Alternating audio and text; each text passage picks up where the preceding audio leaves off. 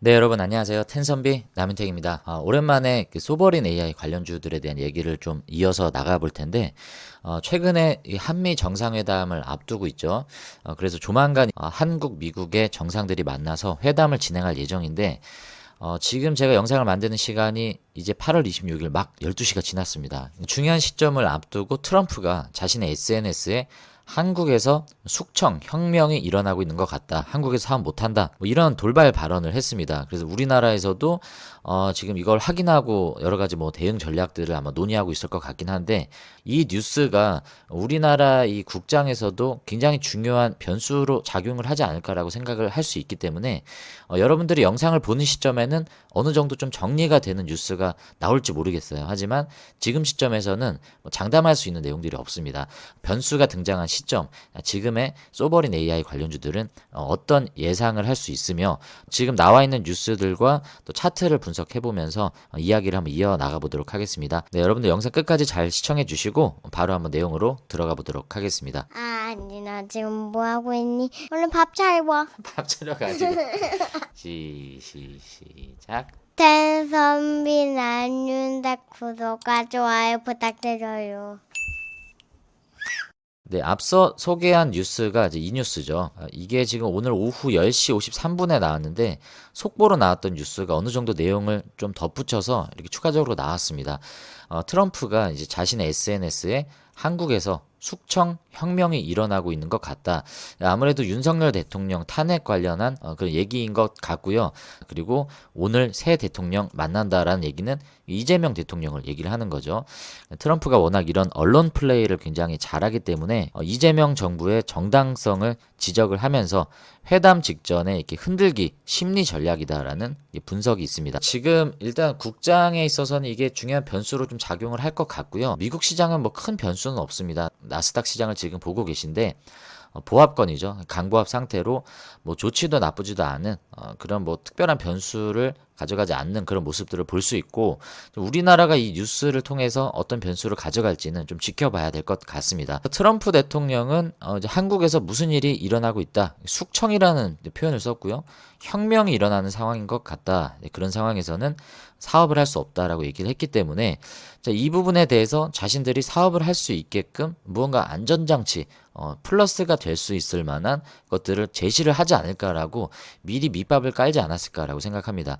근데 제가 오늘 소버린 영상을 준비하면서 이 뉴스를 또 다뤄보는 이유는 전반적인 변수이기도 하지만 지금 네이버를 대표할 수 있는 이 소버린 AI 관련주들의 흐름이 좋지 않죠. 지금 보시는 게 이제 네이버의 차트입니다. 최근에 6월 24일에 고점을 기록한 뒤에 이렇다 할 상승을 가져가지 못하고 계속 이렇게 빠지고 있는 흐름이고요. 지지선들을 계속 이탈하고 있는 불안한 모습들을 보이고 있습니다. 수급 주체들의 그 네이버 현황을 보시면 외국인이 이날 이거래일 말고는 계속적으로 순매도를 하고 있습니다. 그러니까 제가 원인으로 말씀을 드렸던 개인들의 매수가 너무 집중이 돼 있고 외국인이 들어오지 않고 있는 모습이다. 최근에 워낙 그 저점이다라고 인식했던 기관들이 좀 들어오고 있기는 하지만 외국인 투자자들이 들어오지 않고 있다라는 부분에 있어서 네이버의 주가는 아직도 계속 좀 눌리고 있는 모습이 아닌가라고 생각을 합니다. 그러면 외국인이 들어오려면 네이버에 대한 개별적인 호재도 물론 있어야 되겠지만 우리나라 시장 자체를 외국인이 긍정적으로 봐야 될 텐데 이 트럼프가 얘기하는 것들이 그것의 불확실성을 더 짚일 수 있는 도화선이 되지 않을까 그런 염려도 있을 수 있는 건데 아까 뉴스에서 얘기한 대로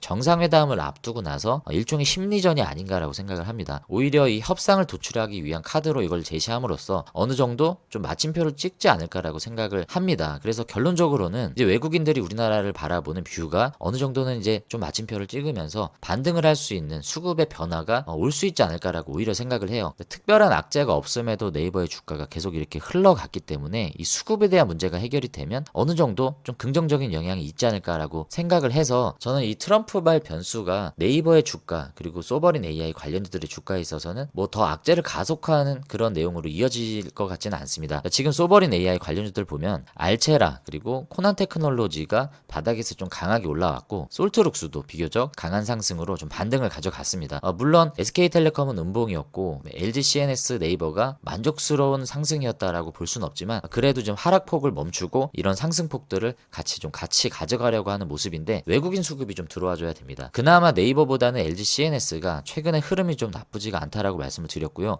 이 주가의 기울기나 위치는 크게 변동이 없는 것 같지만 이 투자자들의 수급 현황을 보시면 이 LG CNS 같은 경우에는 그래도 외국인들이 이렇게 좀 들어오는 모습들이 종종 포착이 되고 있기 때문에 최근에 들어온 순매수는 플러스죠. 그래서 외국인들의 수급이 LG CNS 쪽에서는 좀 들어오고 있다. 자, 그 내용을 좀 긍정적으로 우리가 볼 수 있는 건 일단 실적이 나오고 있어요. 인도네시아 쪽으로 그 데이터 센터 구축에 대한 수주가 나왔고, 그리고 지금 베트남 쪽으로도 수주를 할 수 있는 AI 관련된 뉴스들이 계속 나오고 있습니다. 그리고 최근에 LG CNS 관련된 뉴스를 또 제가 가져왔는데 보시면 똑똑한 AI 동료를 만든다. LG CNS가 에이전틱 AI 상품을 출시를 했다. 네, LG CNS 임직원 업무에 에이전틱 AI를 전환을 해서 연간 100억 원 정도의 절감 효과를 이미 얻었다라고 합니다. 일종의 이제 테스트를 해봤던 건데 효과를 입증하고 있고, 이런 것들을 활용 시에 다른 기업들도 생산성이 올라갈 수 있다라는 장점으로 이 에이전틱 AI를 이제 상업화 전략으로 가져가고 있는 모습입니다. 로보티즈나 LG전자 그리고 LG CNS가 어찌 보면 지금 산업의 흐름을 가장 좀 잘 박자에 맞춰서 따라가고 있는 모습을 좀 볼 수 있고, 더군다나 우리가 주목하고 있는 이 소버린 AI, 독자 AI 파운데이션 모델에 그 5개 기업에 선정이 됐고, 이런 긍정적인 뉴스들이 소버린 AI에 최종 선정되는 데 있어서 긍정적인 요소로 좀 작용을 하는 것 같습니다. 네, 그리고 그 밖에 또 다른 컨소시엄을 구성했던 NC AI 같은 경우에 보면 MBC와 맞선을 잡았던 이런 업무 협약 체결식 이런 것들 볼 수 있고, 여기 보면 미디어와 컨텐츠 분야의 AI 전환을 위한 MOU였다라고 설명을 하고 있습니다. 방송 언론사에서 제공하는 여러 가지 방송 컨텐츠들이 있잖아요. 여기에 들어가는 여러 가지 솔루션을 AI를 통해서 활용하겠다, 뭐 그런 내용이 담겨져 있습니다. NCAI도 이제 우리가 조금 주목을 해봐야 되기 때문에 많이 나오진 않지만 이런 뉴스가 나올 때마다 우리가 좀 체크를 해봐야 될 것 같고, 자, 오늘 사실 제가 좀 중점적으로 얘기를 다뤄보고자 하는 거는 네이버입니다. 그러면 이제 네이버 관련해서 최근에 어떤 뉴스들이 나왔냐? 사실 지금까지는 긍정적인 뉴스들이 대부분 주를 이뤘습니다. 뭐 대표적으로 얘기할 수 있는 게 2분기 실적이 뭐 큰 성장은 아니었지만 그래도 예상치에 거의 준하는 좋은 실적이 나와줬고 안정적인 실적이 나왔습니다. 그리고 포시마크나 왈라팝 같은 유럽, 북미 C2C 시장을 진출하기 위한 인수 이런 내용들도 나왔었고, 자사주 소각 뉴스도 있었어요. 그리고 이번에 경제사들 단을 이제 만들어서 한미 정상회담을 같이 따라가는 그 여러 기업들 중에 네이버가 또 포함이 돼 있습니다. 그래서 중요한 또 내용들이 네이버를 중심으로 IT 관련해서 다뤄질 것 같다라는 긍정적인 기대감이 있었는데, 지금 이제 보시는 뉴스가 거기에 좀 찬물을 끼얹는 그런 뉴스가 될 수도 있다라고 생각을 합니다. 네이버도 물론 노조가 있죠. 네이버 노조가 있는데 지금 보시는 노조는 이 네이버 지회라고 얘기하는 6개 이제 관계사입니다. 여기 보면 그린햇 서비스, 스튜디오 리크, NIT 서비스, 엔테크 서비스, 인컴증, 컴 파트너즈. 자, 이 회사들이 어떤 회사냐면 네이버 계열사예요. 그러니까 네이버도 계열사가 굉장히 많지 않습니까? 그러니까 이 계열사들이 지금까지 임금 협상, 임금 복지 등을 협상하기 위해서 이 네이버 사측과 통합 교섭을 2018년부터 요구해 왔는데 이 법적 의무 사항이 아니다. 의무 사항이 아니면 굳이 할 필요가 없는 거기 때문에 네이버 입장에서는 달가운 내용이 아니었겠죠. 그래서 교섭에 응하지 않았는데, 자, 이번에 노란봉투법이 통과가 되면서 이 내용이 계속 부각이 되고 이들은 어느 정도 힘을 지금 얻은 시점이죠. 그래서 이 내용이 네이버를 계속 압박하고 있는 모습이고, 이게 비단 네이버뿐만이 아니라 우리나라 이제 기업 입장에서 노란봉투법 통과가 그렇게 이제 달가운 입장은 아닐 겁니다.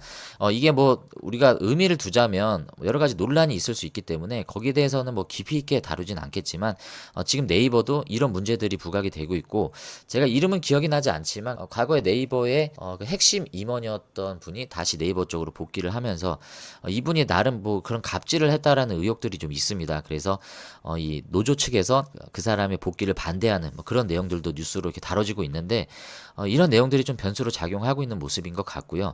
이게 사실 뭐 네이버의 실적에 있어서 크게 뭐 변수를 줄 거다라고 생각은 하지 않습니다. 하지만 외국인 투자자를 제가 계속 얘기하고 있잖아요. 이런 환경 자체가 이 외국인 투자자들이 네이버를 바라볼 때 지금까지는 긍정적인 측면이 없다라고 생각을 했기 때문에 들어오지 않고 있었는데, 이러한 내용들이 그들의 뷰를 바꾸지 못하게 만드는 그런 악재로도 작용할 수 있다라고 생각을 합니다. 좋은 내용은 아니기 때문에 네이버의 주가적인 측면으로 봤을 때는 이 내용이 그렇게 긍정적인 내용으로 보이지는 않는다라고 볼 수 있습니다.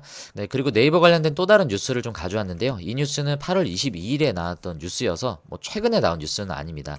근데 하지만 제가 네이버 투자에 있어서 그래도 이게 좀 긍정적인 측면으로 작용할 것이다 라고 생각을 하기 때문에 이 뉴스를 좀 가져왔는데, 이 핵심 내용에 보면 12랩스가 있습니다. 기존에 12랩스 우리가 공부를 했죠. 이 영상 AI 관련된 솔루션을 제공을 하는 회사이며 네이버의 컨소시엄에 핵심 컨소시엄으로 참여를 했다라고 말씀을 드렸습니다. 이 12랩스와 함께 다양한 산학연들이 이 컨소시엄을 구성을 하고 있는 네이버 클라우드에 대한 내용인데, 여기 기사 제목에 보면 우승을 자신한다. 이 우승이라는 거는 독자 AI 파운데이션 모델 최종 선정을 얘기를 하는 거죠. 그 최종 2개의 컨소시엄에 이 네이버 클라우드가 선정될 자신이 있다라고 얘기를 하는 겁니다. 그 배경을 한번 살펴보도록 하겠습니다. 자, 12랩스를 소개를 하고 있는데요. 이 12랩스는 영상위의 초거대 AI를 개발한 기업이다라고 소개를 하고 있고요. 지난 4월 우리나라 AI 모델 중 처음이자 영상 모델 최초로 아마존 베드록의 멀티모달 AI 모델 마렌고랑 페가수스 이 두 개를 공급하는 성과를 거둔 업체다라고 소개를 했습니다. 자, 이거는 기존에도 영상에서 소개를 해드렸죠. 다시 한번 소개를 해드리면 AI를 통해서 영상 검색을 할 수 있다는 겁니다. 우리가 챗GPT나 뭐 제미나이 이런 LLM을 사용하다 보면 뭐 이미지 검색, 텍스트 검색, 음성 검색은 하지만 영상 검색은 못 하잖아요. 뭐 예를 들어서 여러분들이 지금 제 채널 안에서 제가 12랩스를 얘기했다라고 하는데 도대체 어느 영상에 그걸 얘기를 했냐, 이게 궁금하시다면 텐선비 남윤택의 유튜브 그 채널 안에 12랩스를 소개하는 영상 그 해당 부분이 어디인지 찾아줘 라고 검색을 치면 그 영상을 딱 검색을 해주는 겁니다. 충분히 활용 가치가 높겠죠. 스포츠를 예를 들어서 말씀을 드렸습니다. 손흥민이 이번에 그 미국 리그에서 데뷔골을 넣었다라고 하는데 그 장면만 검색해줘 하면 우리가 불필요하게 막 이렇게 찾아볼 필요가 없고 하이라이트 영상을 보지 않더라도 정확하게 그 영상을 찾을 수 있는 솔루션을 제공해 주는 겁니다. 이게 좀 저는 굉장히 좀 부가가치가 크다라고 생각하고요. 더군다나 이 최초라는 표현을 쓸 정도로 이거는 아직 우리에게 익숙하지 않고 여러분들 사용해 보신 적 없잖아요. 저를 포함해서 대부분 사용해 보지 못한 영역이 상업화를 이루고 있다는 측면에 있어서 왜 네이버가 자신들이 부족한 그 부분을 12랩스를 통해서 이 보충을 하려고 했는지, 여기에 대한 중요한 좀 경쟁력이 저는 있다라고 생각을 합니다. 그래서 이것을 이제 우리가 좀 익숙해지고 경험을 하면 할수록 네이버가 갖고 있는 여러 가지 경쟁력은 앞으로 좀 더 부각을 받을 수 있다라고 생각을 하고, 네, 그리고 추가적으로 지금 사진에 나오는 이분이 성낙호 씨죠. 이분이 인터뷰를 통해서 발표했었던 그 뉴스를 지난번 영상에서도 한번 소개를 해드렸습니다. 그 내용의 중심에 보면 AI 에이전트 간의 만남이 될 것이다. 이들이 만날 수 있는 플랫폼이 생겨야 한다라고 하면서 네이버가 그리고 있는 궁극적인 사업 전략을 그때 설명을 해드렸습니다. 스마트 스토어를 예를 들어서 설명을 했죠. 이 스마트 스토어라는 이 커머스 시장을 네이버는 그냥 깔아준 겁니다. 이 생태계를 시장을 제공을 해주고 그 안에서 이제 활동할 수 있는 개인들이 판매자겠죠. 판매자들이 뭐 양말도 팔고 가전제품도 팔고 뭐 음식, 건강식품 여러 가지를 팔면서 그 자신들이 하려고 하는 여러 가지 이제 경제 생태계를 그 스마트 스토어 플랫폼 안에서 경제 활동을 하는 걸 우리가 경험을 했는데, 그래서 네이버는 그 스마트 스토어처럼 AI 에이전트 시장 내에 각각의 그 수요자들, 판매자들이 자신들에게 맞는 에이전트를 만들고 그 안에서 시장을 형성할 수 있는 그 생태계를 만들고자 하는 사업 전략을 가지고 있습니다. 그렇다면 개개인들, 이 국민 개개인들이 여기에 참여할 수 있는 나름대로 플랫폼 서비스 마켓이 열리는 거고요. 그게 곧 우리나라 정부에서 독자 AI 파운데이션 모델이 그리고자 하는 그 모두의 AI, 모두가 참여 가능한 우리나라만의 그 주권을 갖고 있는 생태계, 거기에 어떻게 보면 좀 접목할 수 있는 좋은 사업 모델이 여기서 나올 수 있다라고 생각합니다.